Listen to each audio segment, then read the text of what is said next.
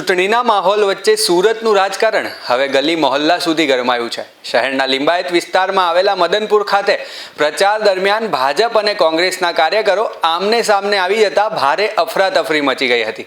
આરોપ છે કે જ્યારે સોસાયટીમાં કોંગ્રેસની પ્રચાર મીટિંગ ચાલી રહી હતી ત્યારે ભાજપના કાર્યકરોએ ત્યાં પહોંચીને હંગામો કર્યો હતો। આ ઘટનાને પગલે લિંબાયતમાં રાજકીય પારો ઉચકાયો છે અને બંને પક્ષો વચ્ચે તીખી તકરાર જોવા મળી હતી।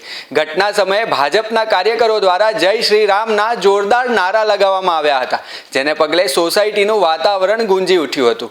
પ્રચારના શાંત માહોલમાં અચાનક થયેલા આ હંગામાને કારણે સ્થાનિક રહીશોમાં પણ દોડધામ મચી ગઈ હતી। જો કે મામલો વધુ ભીચકે તે પહેલા સ્થાનિક લોકોએ મધ્યસ્થી કરી બંને પક્ષના કાર્યકરોને છૂટા પાડ્યા હતા અને સ્થિતિ સ્થાળે પાડી હતી।